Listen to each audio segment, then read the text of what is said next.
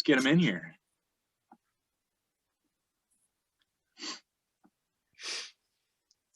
How's it going, man? Hey. What's up? I shaved my head in honor of Don coming on this week. I went with that. Oh, man.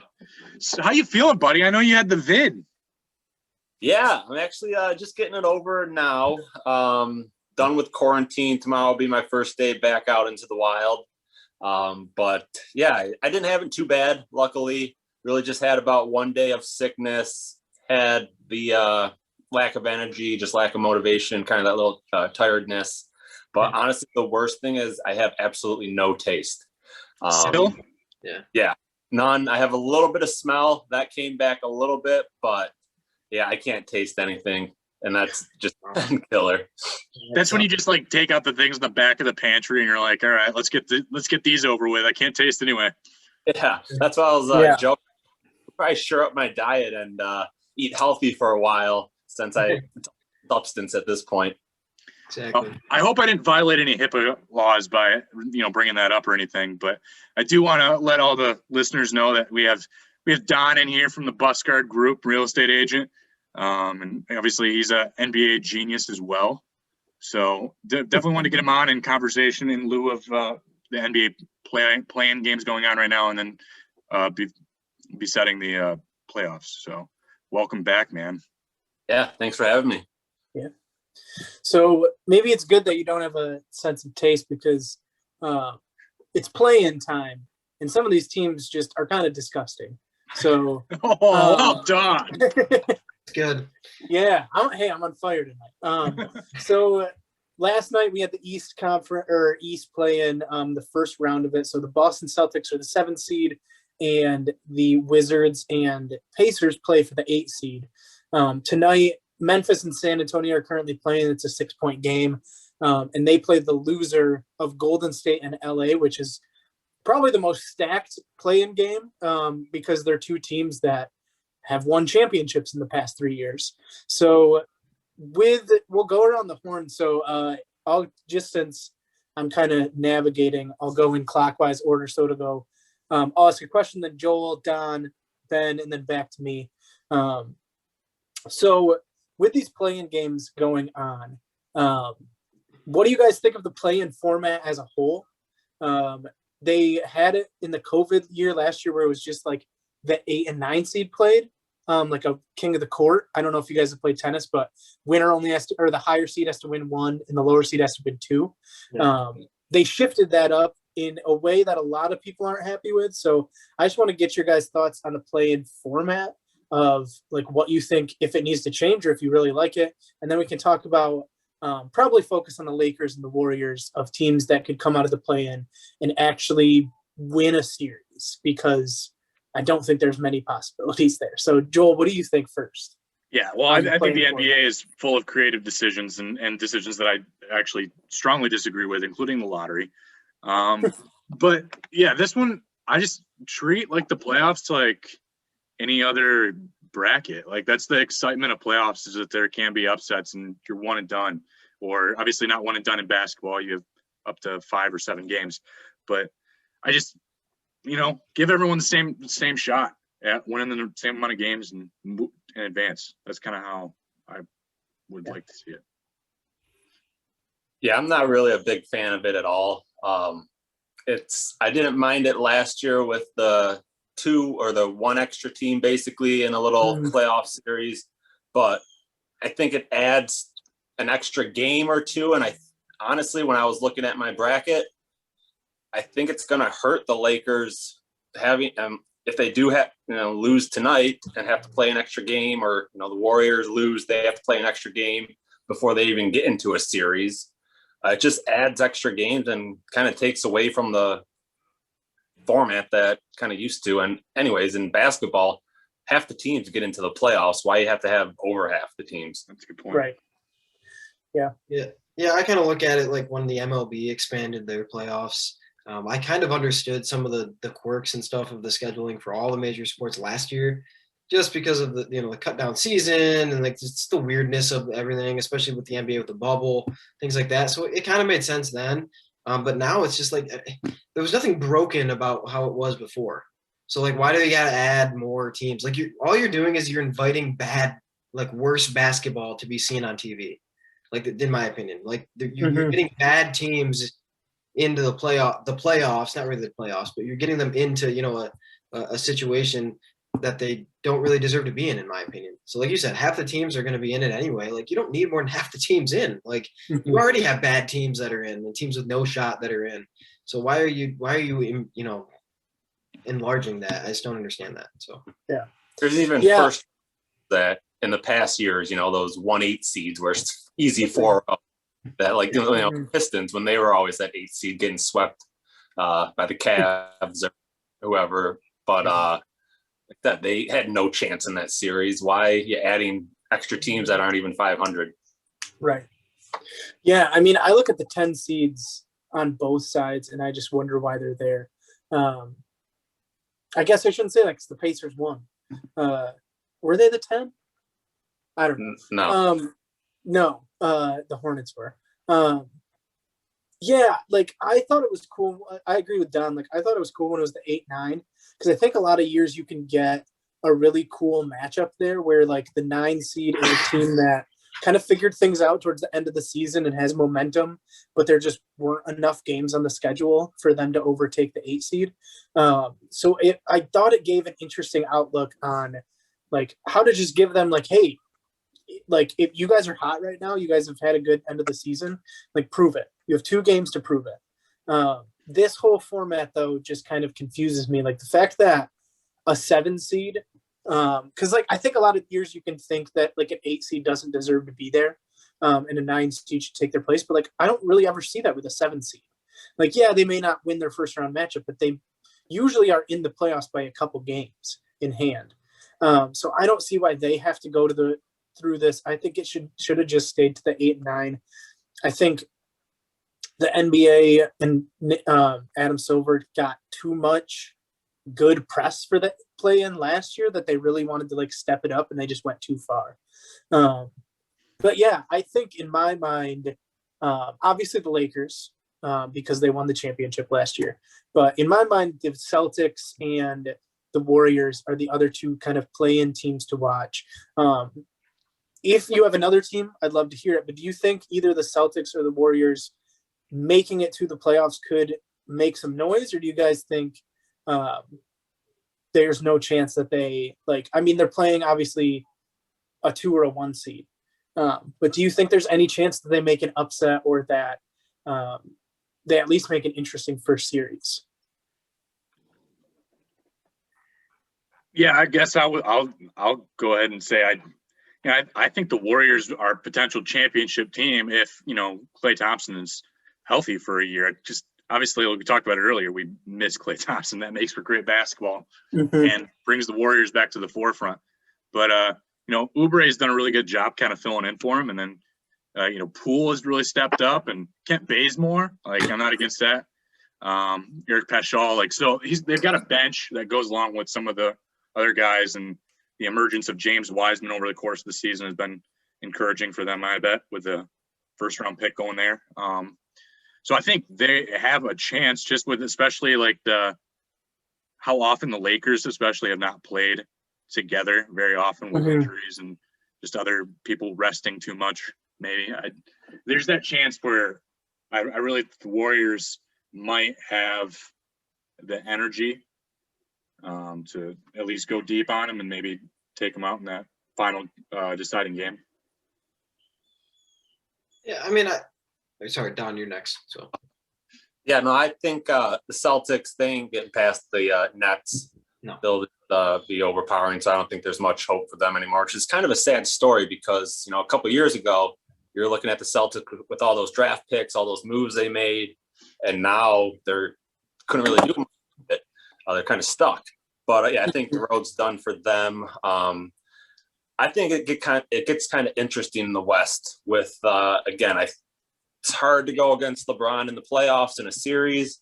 This play-in game though, it's just one game, and Warriors have been very hot lately, and Lakers as well, obviously. So I'm actually thinking that the Warriors are going to win tonight. just playing freely. Again, the Lakers kind of a little bit more pressure on them. And then it kind of sets up a matchup where I think they both actually win in the first round. Lakers will get past predicting the Grizzlies will win tonight. Lakers get past them pretty easily. And then I think they get a tough series with the Jazz.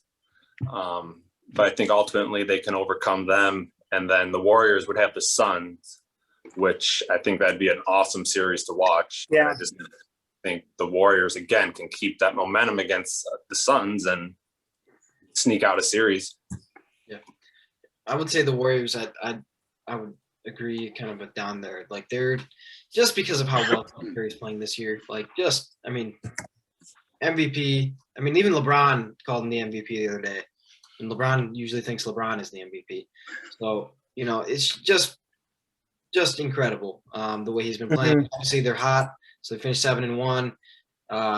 You know, I think there needs to be something can be said about ending the year with momentum. You kind of saw it last year when the Suns just went undefeated in the bubble. Obviously, you know, didn't mean anything. But it's like, man, now you look at the Suns and it kind of carried them into this year as, you know, suddenly an up-and-coming team. So I think, you know, I'd probably pick them. I would pick them to win tonight as well. And, you know, I think they could win a series.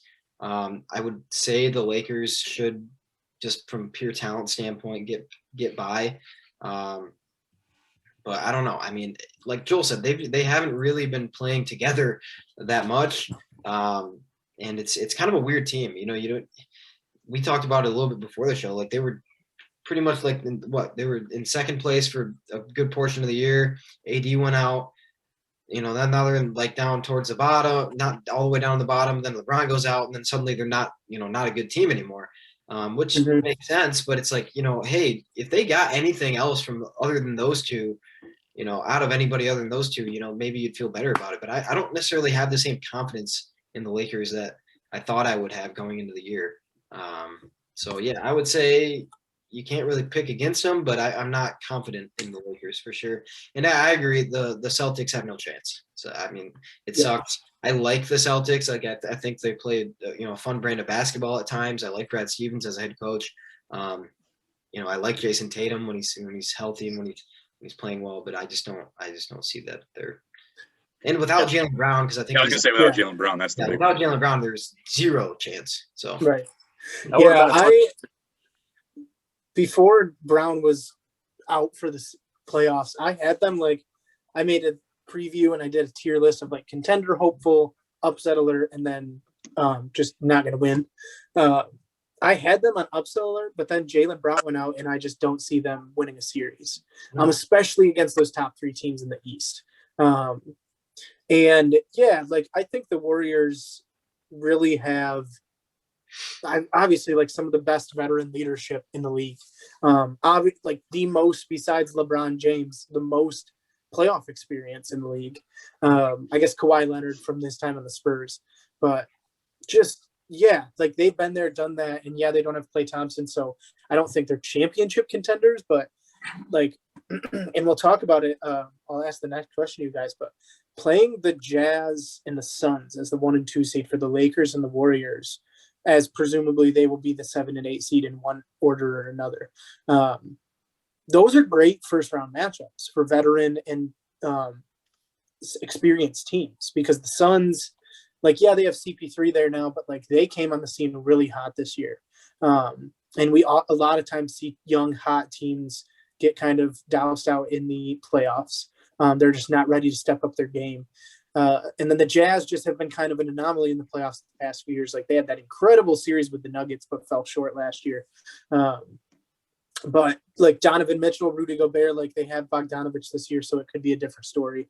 For those two teams, for you guys, the Suns and the Jazz, do you think it's just a story of they had a really great regular season, but they're not ready for the playoffs? Or do you see either of these two teams or both of them as legit championship contenders?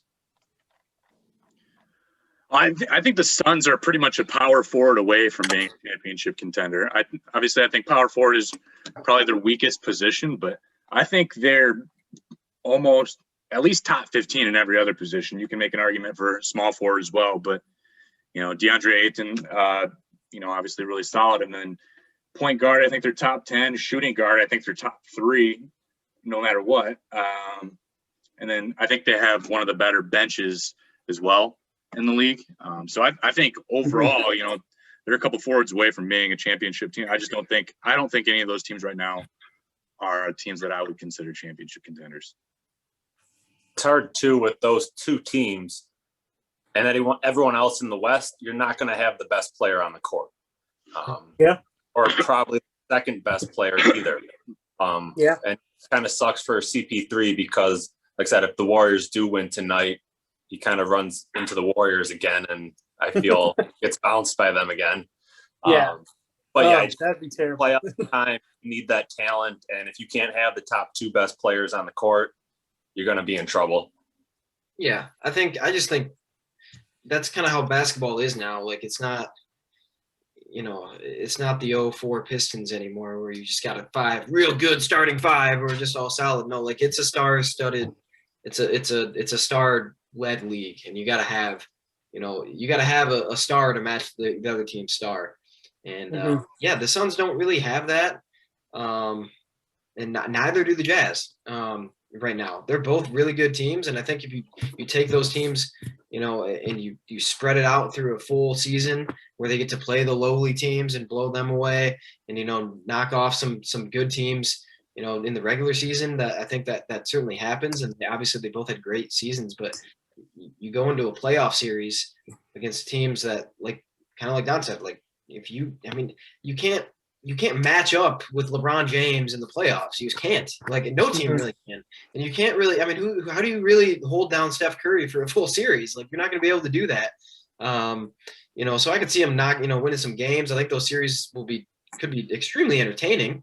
I don't expect those to be sweeps by any means or anything like that. But I think in the end you're going to see that elite talent, star players, is what wins you championships right now. And unless you develop a guy into being a star player, which you typically already know who those guys are coming out of college most of the time, or somehow, or you trade for one or whatever, you're not really going to get that way or get there. I don't really see it happening. I don't think they really have a chance to win. I would pick the Lakers and the Warriors in those series. Yeah, I think the Suns have the best shot. Sure. I don't even know if I would say that though, because like Utah, they're going to be interesting with Bogdanovich. I think if they match up with the Warriors, they have a better shot. I think if the Lakers roll and just like get into it, like they are going to be hard to stop by anyone, obviously. But yeah, both those teams have the hardest first round matchups in the entire playoffs, especially as a favorite, just because you are playing such recently good teams like the championship defender and a 3-time championship team. I know they're missing a couple pieces like Kevin Durant and Klay Thompson, which is not something to just like scoff at, but they've been able to stay at a pretty good level. The other thing is, like, if you look at LeBron, like, LeBron's just been biding his time. He's just been, obviously he got hurt, so that's part of it. But he was in no hurry until the end when he's like, crap, maybe we don't want to play in the play-in game, But until the end, he was in no hurry to come back. He was just coasting his way until the playoffs happened. When the playoffs come around, LeBron's going to be ready to go, and he's probably going to dominate. And there's not going to be a whole lot that's going to be able to stop that. So yeah. Well, so that leads me to my next question for you guys to wrap up talking about the Western Conference. Which teams pose the biggest threat to the Lakers? I'll start off saying that my favorite team in the West this year, I affectionately named them the Green Nuggets because they are Denver and they like that good weed in Denver. So I like the Denver Nuggets. Nikola Jokic is the likely MVP, even though Steph has put up great numbers. Just the all-around talent of Jokic. They're top 7 in offensive efficiency, and they're in the top half of the league defensively too. Michael Porter Jr. has come on the scene incredibly. They got Aaron Gordon from Orlando, who I really like. I want to see what he's able to do in that place. And they still have Jamal Murray, who last year, like I said, him and Donovan Mitchell were just putting up 50 burgers on each other for an entire series. So I think, in my mind, the Nuggets are the biggest threat to the Lakers. I think there's another team on here that we haven't talked about, but I'll let someone else mention them. But yeah, who do you guys think gives the Lakers the biggest threat in the West? I actually probably, I mean, it's borderline between the Warriors and the Portland Trailblazers for me.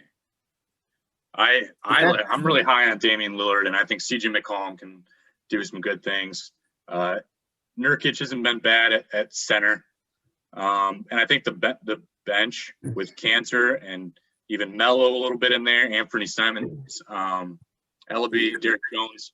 There's some good pieces in the bench too that, if it does get down to the wire and they gotta call the reserves in, I think Portland might be able to do some damage. But I think if I had to pick one, I still think I'd pick the Warriors as the greatest threat, even without Klay Thompson. But I think I'm pretty set on the Lakers still.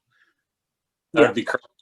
It worked out where the Lakers and the Warriors played in the Western Conference Finals after playing in the play-in game. But I think what I kind of hinted to it in the opening, the biggest threat to the Lakers is going to be that extra game. And if they have to play 2 extra games and then go into a series with LeBron kind of ailing and just the wear and tear from the long season last year and short turnaround, I think it's going to catch up to them. And I think they're going to be outed by the Clippers in the second round.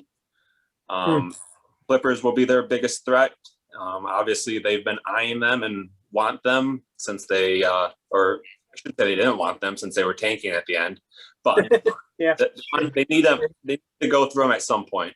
And I think earlier was better, or like I said, that second round right there, they're going to meet them. And then, yeah, I'm kind of on the same side with the Nuggets making a little run. But I think Clippers are going to come out of the West with Nuggets Clippers Western Conference Finals. Okay. I like the Clippers. That was a disaster at the end of the year last year. So that was you kind of. I feel like they're going to want to get that bad taste out of their mouth.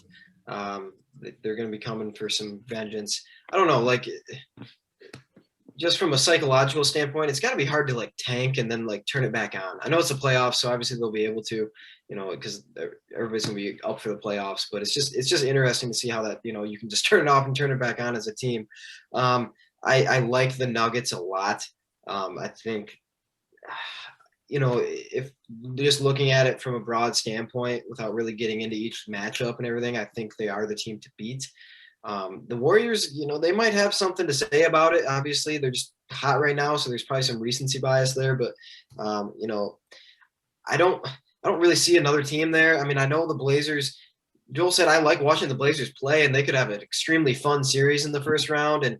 But they just don't play any defense at all, and unless you're just relying on Damian Lillard to score 60 points every game, and that could happen. I mean, it very easily could happen, but it's probably not going to happen. So eventually you got to play some sort of defense there. So I like the Clippers. I think I have a bad memory of last year from them, so I just don't really want to pick them. So I would say it's the Nuggets. I would say it's the Nuggets are the team to beat, but I would still say LA. I would still say the Lakers are my team there in the West, unless they get knocked off real early. Mm-hmm. Yeah. Ben, I have a question for you. So, what ethnicity are you when you're sitting on the toilet? That was European teams. European. You're European. Yeah, the only Western Conference team we didn't talk about, the Dallas Mavericks, which I'm okay we didn't talk about them because I don't think anything's going to happen. So moving on to the East. I love the Mavs because they can score like 150 points some of these games just because they can flat out shoot. And they could have a fun first round probably, and that's for sure. Yeah. So moving on to the Eastern Conference, really everyone, like how everyone looks at it and how you should look at it is there's the top 3 teams. You got how I gave them nicknames. You got the Beer City Bucks or Milwaukee, the Flat Earth Nets in honor of Kyrie, and still processing the process in the Philadelphia Sixers. Out of all the other teams, so the other 5 teams that are going to be in the playoffs, the Knicks, the Hawks, the Miami Heat, the Celtics, and then probably the Wizards, but I don't know. The Pacers had a really good game. I don't think it matters either way. Do you guys see any of these other 5 teams posing a threat to those top 3, or do you think it's just those top 3 are going to beat the crap out of each other and see who gets to the finals? Yeah, I think the top 3 are going to beat each other up quite a bit. It's gonna be the death. But I don't know, man.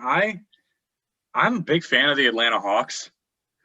I think Trae Young ended up being probably a lot more than they could even ask for in that draft. And I think since then he's continues to get better every single year. And I think he's emerged as possibly a top 5 point guard now in the league.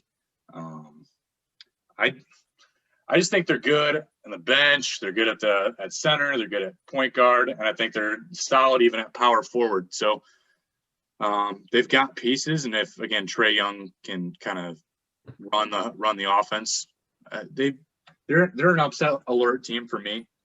And then obviously, I think if I had to pick one out of there, I'd probably still go with Brooklyn. Hopefully, they can finally start gelling together and make it work. But they've hit some really rough water. Even after they got James Harden, people were like, well, they've won the thing.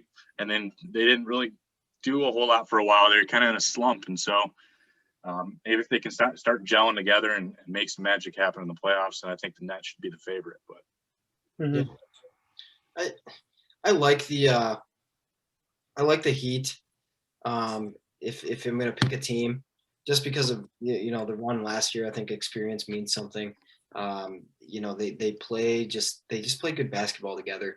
Not quite as dynamic in certain aspects as last year, but if you get a playoff run for Jimmy Butler like you got last year, right, you're going to be right there. So you're relying on that though. So there's the star power is just not really there when you're relying on Duncan Robinson to score 25 points for you every night. It's I love Duncan Robinson. Trust me, great story, Michigan guy, love it. But he's quite possibly maybe the best shooter in the NBA, other than Steph. But you can't really rely on that, in my opinion. You just got too many holes in that team. But if I'm going to pick a team that could come out other than those top 3, I am going to pick the Heat. I like Tyler Hero. I like their pieces. I love Jimmy Butler. I like the way they play. Eric Spoelstra, I think, is the best coach in the NBA. But yeah, I mean, I think it's pretty much the Nets or bust for me. The Nets have their dysfunctional problems, but I still think they're the most talented team in the NBA. So they're the team. They're the team to beat.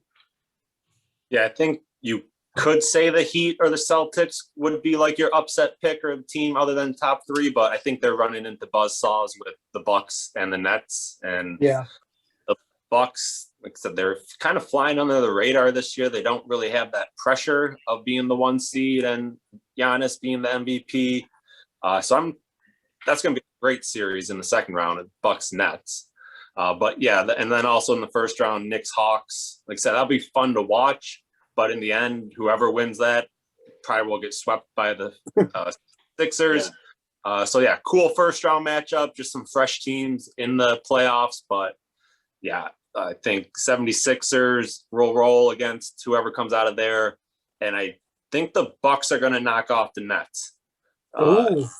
That's kind of, again, my pick with just is not as much pressure this year.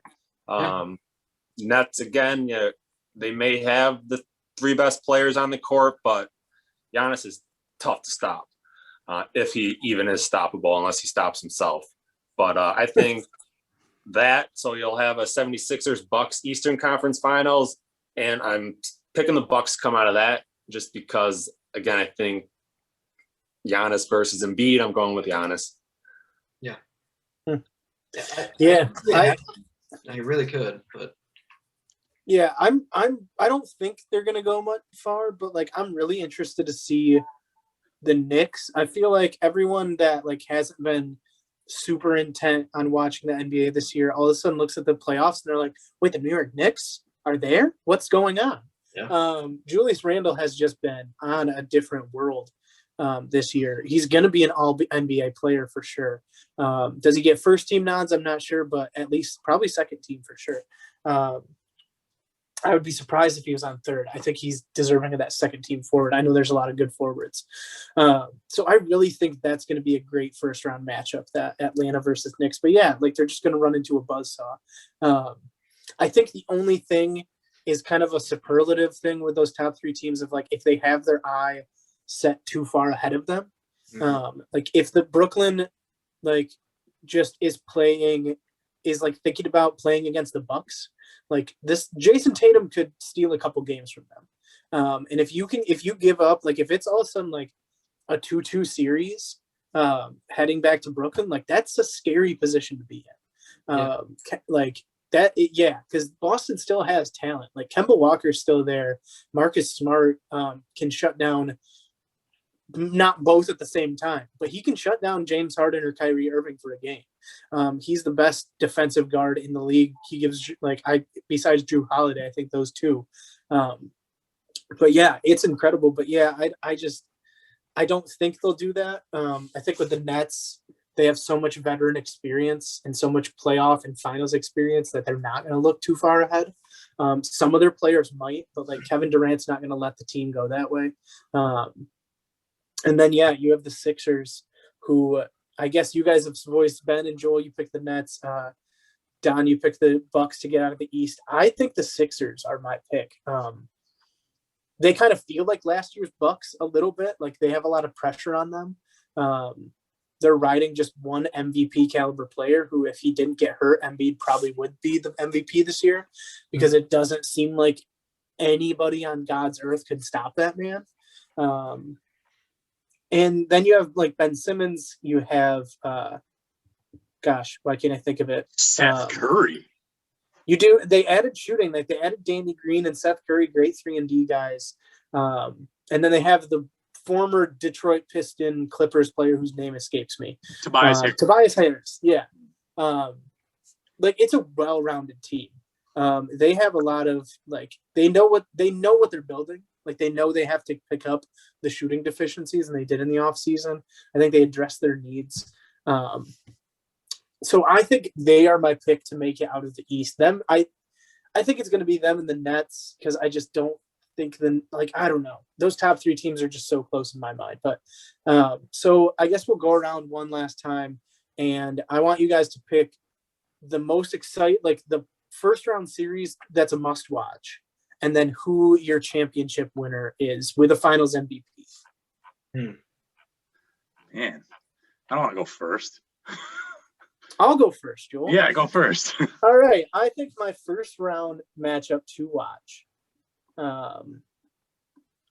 Man, I think it is the Denver Nuggets and the Portland Trailblazers, or as I so lovingly named them, the Antifa Land Business Blazers.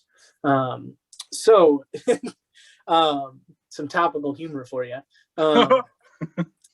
We mentioned the Hawks and the New York Knicks, but in the West, I think this is the best first round matchup. I think like those top two ones with the Lakers Jazz, or Lakers Suns, and then Golden State Warriors versus the other is going to be really good. But the one series we know about already that's lined up, I think the Trailblazers and the Denver Nuggets.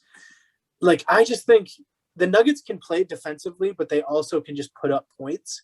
And all the Trailblazers do is put up points. So I think you're going to have like 300 points scored in a game at some point. I think they're just going to be going bucket to bucket and going back and forth. I think it's going to be awesome to watch that series and just to see two teams that just score a lot of points do just that. They just have talent at basically every position on both teams. Yeah, I think it's going to be a great first round series to watch. So I think my favorite first round. Oh, sorry. I have to pick my championship team and my finals MVP. Championship team, I am going to go. I'm going to go with the Philadelphia 76ers, because I don't think any of you guys will pick them, and I could see it happening.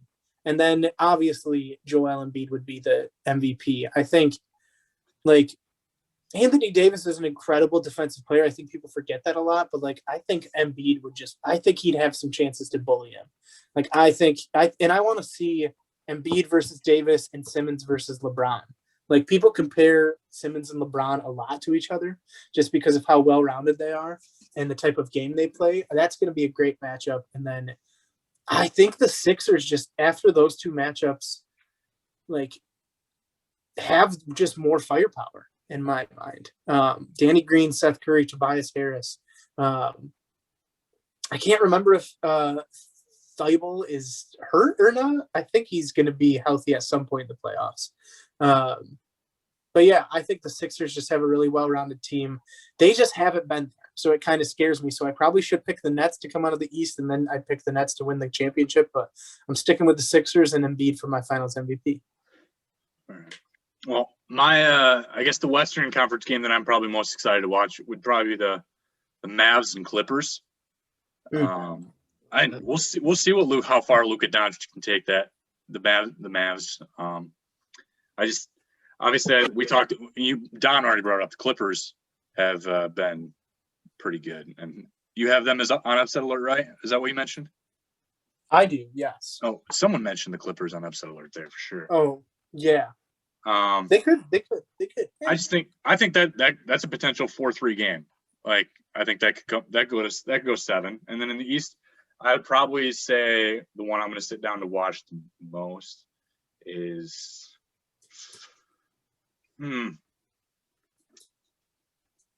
Bucks Heat.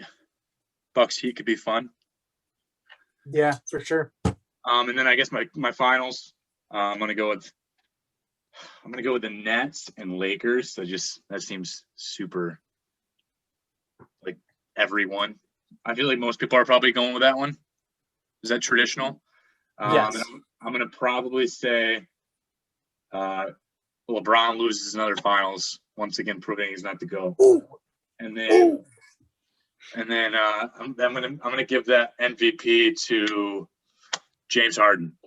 Finally plays defense. Probably doesn't even have to.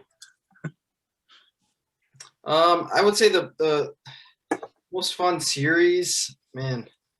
I like a lot of these first round matchups just because I think they're going to be intriguing. Even like that Blazers Nuggets one. I don't think the Blazers are going to win, but it's like, man, Damian Lillard going to win 2 games. You know he's probably going to find a way to win 2 games, and it'll be cool.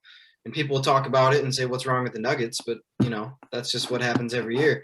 I am going to say most intriguing series is going to be Heat Bucks, though, because I actually think I kind of picked the Heat as a team that I think has a chance to come out of the East as a team maybe not really expected. It'll just be interesting. I think, the Heat kind of did some things to the Bucks in the playoffs last year that, was not really expected, I guess.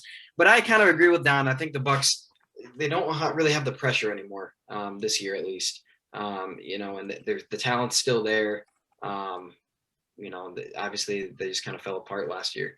And I just don't see that happening. But if I'm going to pick a series, I think that's going to be pretty hotly contested. That's going to be pretty fun. I do like that Mavs Clippers series too, just because I like watching the Mavs play, especially when they start making threes, man. They'll put up 150 points on you pretty quick. So, but I would say if, coming out of the East, I'm going to have the Nets. Coming out of the West, I'm going to go Lakers, and I'm actually going to pick the Lakers to win. I don't want to. I don't like it, but boring. It's boring. I just think, the Lakers have the best team with a healthy LeBron James. And if he's healthy, and it seems like he is, and he's engaged, and he's obviously going to be engaged in what's going on in the playoffs, I think they're going to figure it out and take it. So. Yeah, this is why I think we don't need the play-in games this year, because every matchup in the first round should be at least pretty good or fun to watch. But I'm kind of leaning towards the Nets and Celtics series, just because Jason Tatum could steal a game or two, put up 50 at any given night, especially if they're just going back and forth, exchanging buckets. Yeah. Brad Stevens too. He could, switch up the game plan. Him and Nash going back and forth would be kind of a cool coaching head-to-head aspect of it. And then even too, Marcus Smart, he can steal a game on defense. At the same time, though, that could be a really easy 4-1 series Nets if they just roll on them and don't. Jason Tatum doesn't really do much. They kind of keep him in check. They again have that extra game kind of kicks in. You never know. But yeah, I think that could be interesting. And then also too, going back to the Bucks and Heat series again, just because last year you kind of hinted at it that the Heat came out and just punched the Bucks right in the face and just bullied them for the whole series. Yeah. And I don't think the Bucks were ready for that. I think they were looking ahead. So I think again, this year that can either be a really fun series again because the Bucks will be expecting it, or the Heat just don't have enough and the Bucks come out and roll in another 4-1 series. But yeah, those are my two I'm kind of looking at the most in the first round. As I mentioned earlier, my finals is going to be, I don't like it because I don't really like these teams, but I think it could cause some shakeup in the NBA. Clippers Bucks in the finals. Ooh, I do like that. I like it. It could change some things in the NBA. With the Clippers and Kawhi winning another finals MVP. Ooh.